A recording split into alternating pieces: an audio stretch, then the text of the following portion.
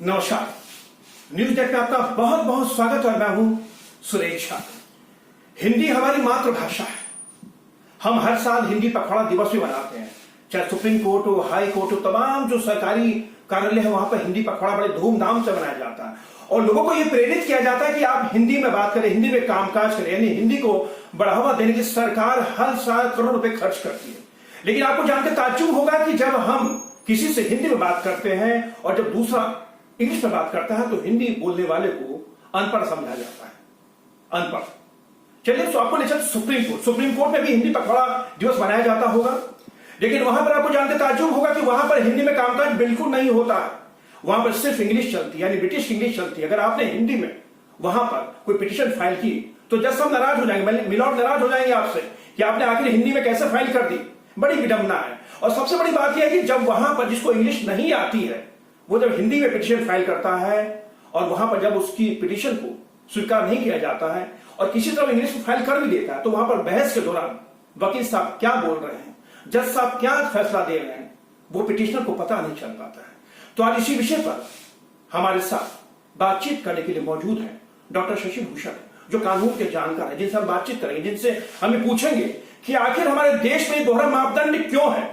सरकार आखिर हिंदी पखवाड़ा दिवस जो मनाती है क्या वो झूठ है? आइए से बात करते हैं। सर, ये आखिर झूठ क्यों है? सर, क्यों दोहरापन है सरकार का और क्यों आखिर इसका करते हैं? आप हिंदी दिवस मनाते हैं, हिंदी पखवाड़ा मनाते हैं, लेकिन आज की तारीख में हिंदी बोलने वाले को गवार समझ आता है। खुद सुप्रीम कोर्ट का साक्ष्य उदाहरण है आपके सामने। आपने सही ये मुद्दा लेकर आए हैं कि जो हिंदी पखवाड़ा मनाया जाता है और हिंदी की इतना महत्ता है, हिंदुस्तान है जहां हिंदी पखवाड़ा की भी विज्ञप्ति इंग्लिश में दी जाती है कि ये सप्ताह को हिंदी पखवाड़ा दिवस के रूप में मनाया जाएगा, ये ना लिख के हर ऑफिस में ये निकलता है कि this being is being observed as Hindi Pakhwada. ये विडंबना है। खैर, ये विडंबना तो छोड़ दीजिए, यहाँ पे तो एक कुछ हद तक ये भी है कि बाइलैंग्वेज की बात आती है ऑफिस में कि किसी न किसी दिन को हिंदी दिवस भी एक्सेप्ट किए हुए हैं। मैं इस बात से हस्तप्रद हूं कि किसी आदमी को अगर सुप्रीम कोर्ट में केस फाइल करना होता है और हिंदी में अगर केस लेके पहुंचता है तो उसकी फाइलिंग काउंटर से ही केस रिजेक्ट हो जाता है, वो फाइल ही नहीं होगा। अगर वो किसी तरह से किसी को अप्रोच करके अपना हिंदी की बात को इंग्लिश में ट्रांसलेट करा के फाइल करा दे, फाइल तो हो जाएगा। लेकिन जब वो आर्गुमेंट होते रहेगा, जब अगला दूसरी पार्टी कुछ बोलते होगी, जज साहब कुछ डिस्कस करते होंगे, फिर पिटीशनर को समझ में नहीं आएगा। इसी तरह से हमारे देश में कितने लोग फांसी के तख्ते पे चढ़ गए और उनको यह पता नहीं चल पाया कि हम किस लिए फांसी के तख्ते पे चढ़े हैं और कौन कौन सा लॉ की हमने वायलेशन किया था जिसके चलते हमको फांसी दी गई है, क्योंकि वो हिंदी में बोली नहीं जाती और इंग्लिश वो समझता नहीं। यह बहुत बड़ी विडंबना है। इतना ही नहीं है, केवल हिंदी ही क्वेश्चन नहीं है। क्वेश्चन तो यह है कि हर कोर्ट की अपनी अपनी फाइलिंग का एक फॉर्मेट होता है जो आम आदमी को पता ही नहीं होता। आम आदमी क्या, अगर वकील साहब को भी बोला जाए कि आप इस कोर्ट में प्रैक्टिस करते हैं और उस दूसरे कोर्ट में जाके आप केस फाइल करके आइए, वो नहीं फाइल कर सकते हैं। हर हाई कोर्ट की एक रूल है और उस रूल की तहत में एक फॉर्मेट डिसाइड किया हुआ है कि किस पैराग्राफ पे प्रेयर आएगा, किस पैराग्राफ पे पिटीशनर के बारे में आएगा, किस पैराग्राफ पे क्या लिखेंगे। एवरीथिंग डिसाइडेड है उस रूल के द्वारा जो गवर्न होता है। अब किसी तरह की कोई भी एनेक्सर्स आप अगर लगा देते हैं हिंदी वाला तो उसकी हर एनेक्सर को ट्रांसलेट करने की जरूरत है, वो सब इंग्लिश में बताना पड़ेगा। कहीं ना कहीं हम भारतीयों को ब्रिटिश फ्लेवर अभी भी दबाए हुए है जो सुप्रीम कोर्ट से सीधा सीधा दिखता है।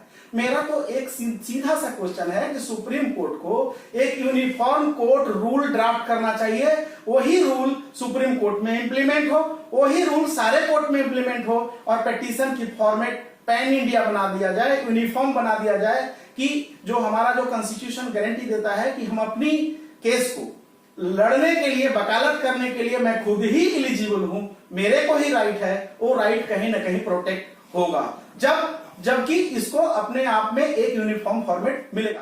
कि इस कुरीति को दूर करने के लिए क्या अब हमें एक बार फिर से आंदोलन शुरू करना पड़ेगा कि हिंदी को हम बढ़ाने की बात करते हैं, हिंदी को लोगों को प्रेरित करने की बात करते हैं, लोग हिंदी में बोले, हिंदी बातचीत करें, लेकिन सुप्रीम कोर्ट में जब इस तरह की बात होगी तो क्या इसके लिए क्या एक आंदोलन खड़ा किया जाए? या सुप्रीम कोर्ट के अंदर हिंदी बिल्कुल मान्य नहीं है, या सुप्रीम कोर्ट चाहता ही नहीं कि हिंदी पर यहाँ पर बोलचाल हो, कामकाज हो? देखिए, इसमें बहुत कुछ आंदोलन की मेरे समझ से जरूरत नहीं है। हमारी जो अभी प्रेजेंट माननीय प्रधानमंत्री जी हैं वो एक एग्जाम्पल सेट कर दिए कि विदेशों में जाके हिंदी बोलते हैं। अपना देश में तो बोलते ही बोलते हैं, वो विदेश के बड़े बड़े कॉन्फ्रेंस को हिंदी भाषा में एड्रेस करते हैं। तो फिर और देखिए इतना ही नहीं, हमारा भारतीय संसद की स्थिति देखिए, हमारा संसद में किसी भी लैंग्वेज में बोल के किसी भी लैंग्वेज में भारतीय लैंग्वेज में सुना जाता है, उसमें इंग्लिश भी शामिल है। तो ये तो बहुत बड़ी टेक्नोलॉजी नहीं है, ऑलरेडी बहुत पुरानी टेक्नोलॉजी है जो ऑलरेडी हमारे ही संसद में यूज हो रहा है। इसको सुप्रीम कोर्ट एडप्ट कर सकता है, इसको हाई कोर्ट एडप्ट कर सकता है। सुविधा तो दी जानी चाहिए ताकि जो पिटिशनर है या डिपेंडेंट है और रिस्पोंडेंट है, दोनों पार्टी कम से कम अपनी भाषा को समझ पाए कि क्या बातें चल रही है कोर्ट में। लेकिन सर फिर क्या इसका कैसे होगा अगर आपका ट्रांसलेटर है सुप्रीम कोर्ट में, अगर ट्रांसलेटर लग जाए तो अच्छा है, क्योंकि जो पिटिशनर है उसको पता तो चले कि क्या वहां पे बहस वकील साहब कर रहे हैं और जज साहब क्या फैसला सुना रहे हैं। तो क्या सुप्रीम कोर्ट क्यों नहीं चाहता कि वहां पे हिंदी में कामकाज हो? इसकी सबसे बड़ी वजह आपको क्या लगती है? देखिए कहीं ना कहीं किसी चेंज को एडॉप्ट, इस कोविड ने कम से कम इतना तो कर दिया कि सारे कोर्ट को डिजिटल बना दिया। आज डिजिटल प्लेटफॉर्म पे तो आ ही चुका है। अब इस डिजिटल प्लेटफॉर्म से लैंग्वेज कन्वर्टर के प्लेटफॉर्म में जाने में कितना समय लगता है? एक छोटी सी सॉफ्टवेयर है, सॉफ्टवेयर को अडॉप्ट करके 4 हार्डवेयर जोड़ना है और उसको अडॉप्ट किया जाए। ये तो कोर्ट की इच्छा शक्ति पर निर्भर करती है। धन्यवाद। ये थे कानून के जानकार डॉक्टर शशि भूषण जो हमारे साथ बातचीत करते हैं। सुप्रीम कोर्ट में सुनवाई जब शुरू होती है तो माय लॉर्ड कह के जज साहब को संबोधित किया जाता है। अगर आपने माय लॉर्ड भी नहीं कहा तो तब भी वो नाराज हो जाएंगे। लेकिन यहां मुद्दा है हिंदी का।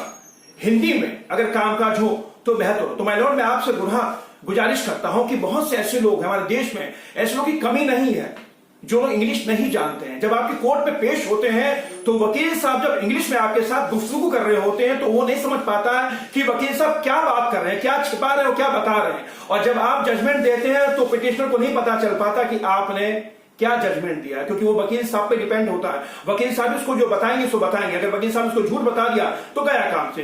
तो कहे कभी लॉर्ड आपको इस बारे में सोचना चाहिए। और हमें देश के अंदर जो कहा जाता है कि हिंदी मातृभाषा है, तो उस हिंदी मातृभाषा को आप सुप्रीम कोर्ट में भी लागू करिए। क्या पर्सन वीरेंद्र के साथ सुरेश झा, न्यूज़ नेट, दिल्ली।